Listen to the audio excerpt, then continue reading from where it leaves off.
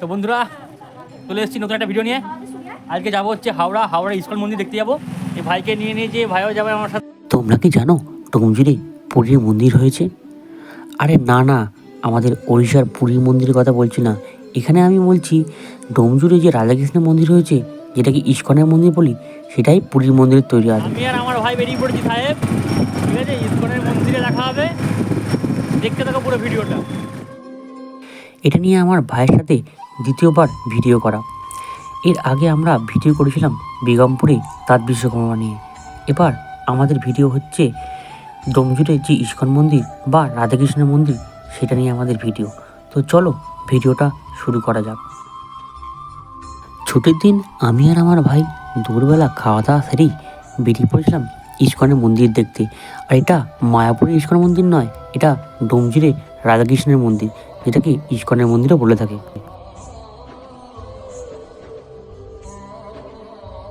এই ইস্কন মন্দিরটা আমি আগেও দেখে এসেছিলাম, কিন্তু বাইকে করে যাওয়া হয়নি আর ভিডিও করা হয়ে ওঠেনি আমার।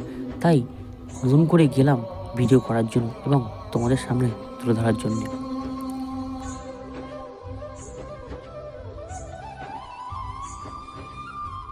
বিকেলবেলা বেরিয়ে গল্প করতে করতে আমরা এগিয়ে চললাম ইস্কন মন্দিরের দিকে।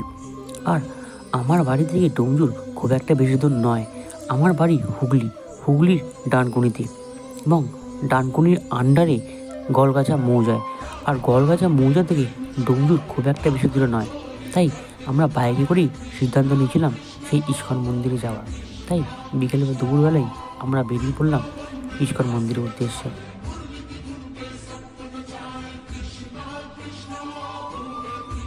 তোমরা চাইলে ট্রেনে বা বাসে করেও আসতে পারো। ট্রেনে করে এলে তোমরা শিয়ালদা লোকাল ধরে আসতে পারো, অথবা হাওড়া দিয়ে এলে তোমরা ডোমজুর স্টেশন আছে, সেখান থেকে নেমলেই তোমরা অতি সহজেই পৌঁছে যাবে এই ইস্কন মন্দিরের দিকে।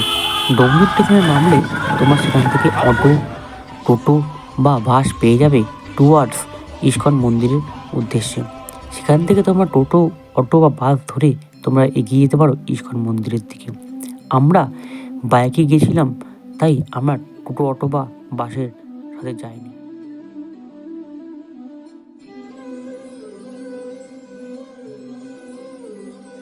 সত্যি কথা বলতে আমার ট্রেনে বাসে যাওয়ার থেকে বাইকে যেতে বেশ ভালোই লাগে। আর আমি এই রিসেন্ট পাহাড়েও ঘুরে এসেছিলাম, তাই বাইকের মজা হয়তো যারা গেছে তারাই বুঝতে পারবে। ট্রেনে বা বাসে চড়ার থেকেও বাইকের মজা অন্যরকম। তাই আমি বাইকেই বেরিয়ে পড়েছিলাম এই ইস্কন মন্দিরের উদ্দেশ্যে। আর বাইক আমার বরাবর চালাতেই ভালো লাগে। আমরা চলে এসেছি এই মুহূর্তে এই যে ইস্কন আছে, ইস্কনের মন্দির, সেই ইস্কনের মন্দির তোমার সামনেই চলে এসেছি। তো ভেতরে যাবো, ভেতরে গিয়ে পুরো ভিডিওটা তোমাদের করে দেখাবো, তোমরা দেখতে থাকো পুরো ভিডিওটা। এর আগে আমি দোল পূর্ণিমার সময় এসেছিলাম এই রাধাকৃষ্ণের মন্দির ইস্কন মন্দিরে। সেই সময় প্রচুর ভিড় হয়েছিল, তাই তোমরাও চাইলে এই দোল পূর্ণিমাতেও আসতে পারো এই সময়। আমি চলে এসেছি এই মুহূর্তে ডোমজুড়ে যে ইস্কন মন্দির রয়েছে, সেই ইস্কন মন্দিরের সামনেই চলে এসেছি। আমরা এসেছি ওদিক দিয়ে, এই হচ্ছে মন্দির, এই তোমাদের দেখাতে নিয়ে এসেছি। এই পেছনে রয়েছে ডোমজুড়ে রাধাকৃষ্ণ মন্দিরটা নতুন। চলো ভেতরে তোমাকে দেখাই কী কী রয়েছে।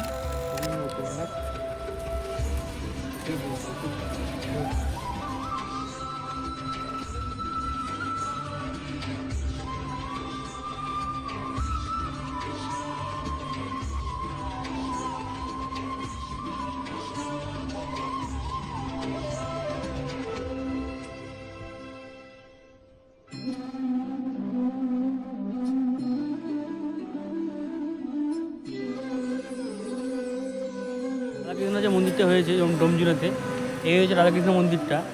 তো বেশিক্ষণ টাইম লাগেনি আমাদের আসতে, যেহেতু আমার বাড়ি হুগলিতে আর আমার নিয়ারেস্ট ডোমজুর।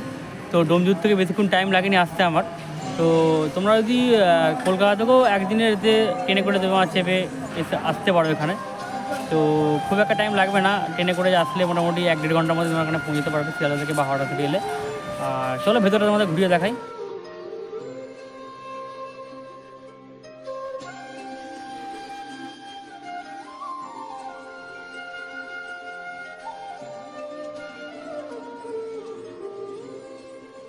যশোদা ধুলা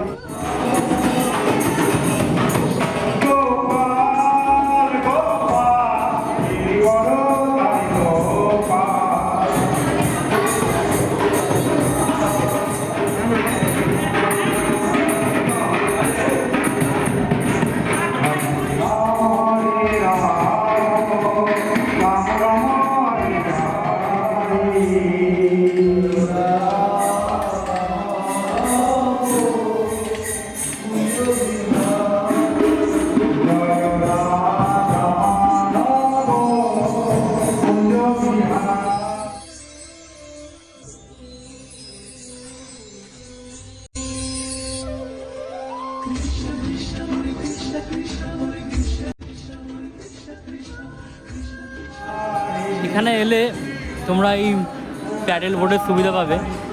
একটু মাইন্ড ফ্রি করার জন্য প্যাডেল বোটে চেপে এই দিকেতে ঘুরতে পারো।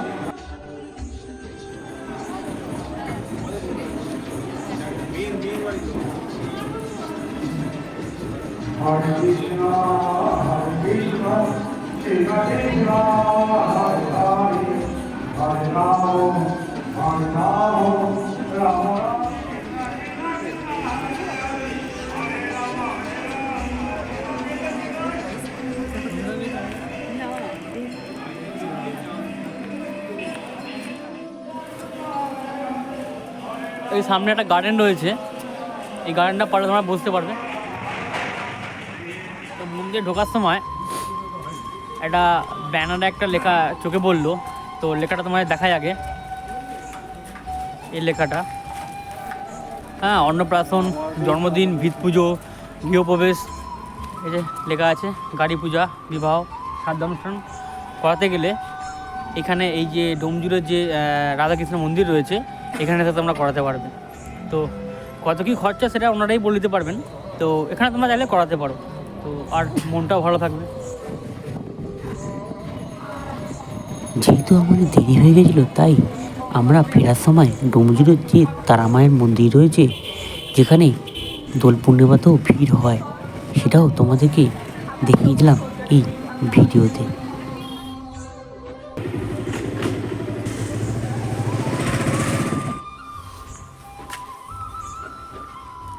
আমি আছি এই মুহূর্তে এখন ডোমজুড়ে যে তারামায়ের মন্দির রয়েছে, সেই তারামায়ের মন্দিরের সামনে রয়েছে। এই হচ্ছে তারামায়ের মন্দির। তোমরা চাইলে এই তারামায়ের মন্দিরেও আসতে পারো দোল পূর্ণিমার সময় বা অন্য কোনো সময়, কিন্তু দোল পূর্ণিমার সময় এলে তোমরা এখানে প্রচুর ভিড় বা ওই দিন খাওয়া দাওয়ার ব্যবস্থা হয়ে থাকে।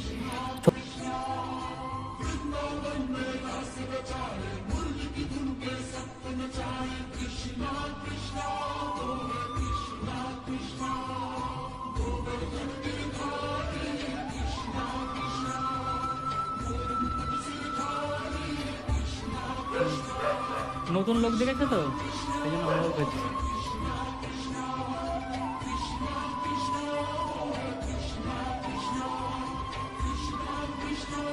আর ঠিক তারা মায়ের পাশেই রয়েছে বাবা চন্দ্রচূড়ের মন্দির। এখানে বাবা চন্দ্রচূড় মানে মহাদেব ধ্যানরত অবস্থায় রয়েছে। তোমরা একসাথে এই দুটো মন্দির দেখতে পাবে এখানে এলে।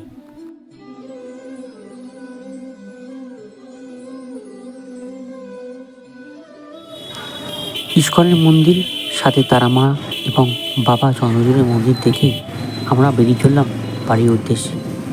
দেখা হবে অন্য কোনো এক ভিডিওয়ে। এভাবেই ততক্ষণের জন্য শুভরাত্রি, ভালো থেকো।